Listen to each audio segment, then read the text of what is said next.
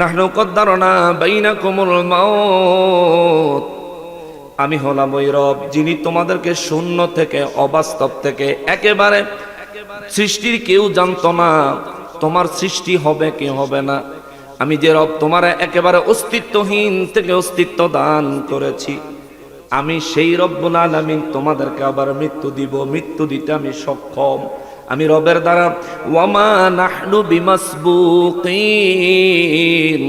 আমি রব্বুল ইজ্জাতের দ্বারা ওই মৃত্যু মানুষকে দেওয়া আমার জন্য এটা অসম্ভব, অবাস্তব কিছু না, অবাস্তব কিছু না, অবাস্তব কিছু না। বেঁচে আছেন, মৌত যে কোনো একদিন হয়ে যাবে। আমার ভাই তার মায়ের জন্য দোয়া চাইলেন। এখানে অনেক মানুষ আছেন যারা মা হারাইছেন, বাবা হারাইছেন। আবার অনেক মানুষ আছেন যাদের মা বেঁচে আছে, বাবা বেঁচে আছে। মনে রাখবেন, মা বাবা বেঁচে আছে বিদায় আপনার মৃত্যু পরে হবে এই চিন্তা করার কোনো সুযোগ নাই। দুনিয়ায় আসার সিরিয়াল আছে, যাওয়ার কোনো সিরিয়াল নাই।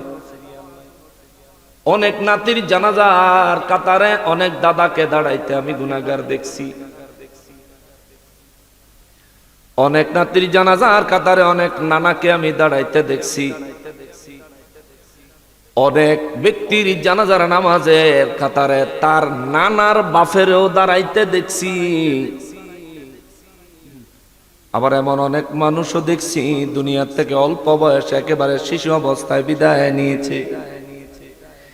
রব্বুল আলামিন বলেন, আমি রব সম্পর্কে বিশ্ববাসীর খবর দেন গো নবী, আমি হলাম ওই রব, অস্তিত্বহীন থেকে পুরা মানুষ বানাইছি, অস্তিত্ব দিয়েছি। আমি হলাম ওই রব, আমি তাদেরকে মৃত্যু দিব, তাদেরকে মৌত আমি আল্লাহ দিব। তাদেরকে বলেন কেন তারা আফালা তুসাদ্দিকুন, রব্বুল ইজ্জত বলেন ফালাওলা তুসাদ্দিকুন, এরা তবুও কেন মানে না, তবুও কেন বিশ্বাস করতে চায় না, তবুও কেন বিশ্বাস করতে চায় না। রব্বুল আলামিন বলেন, এরপরে আমার আল্লাহ আরো কয়,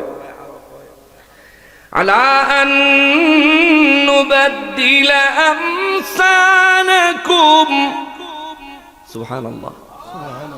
আল্লাহ কয়, আমি যদি ইচ্ছা করতাম যেই নুতফা দিয়া তোরে বানাইছি এই নুতফা দিয়া তোর জায়গায় ভিন্ন কোন সৃষ্টি বানাইতে পারতাম। আল্লাহু আকবার। পারতনি, পারতনি বলেন, আল্লাহ পারতেন। আল্লাহ বলেন, ওয়ানুশিয়াকুম ফীমা লা তা'লামুন।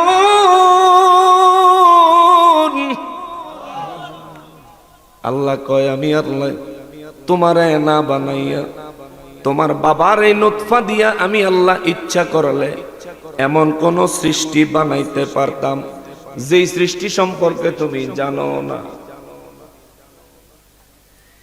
এমন সৃষ্টি আমি আল্লাহ বানাইতে পারতাম যেই সৃষ্টি সম্পর্কে মক্কার কাফের বেঈমানেরা জানে না গো নবী।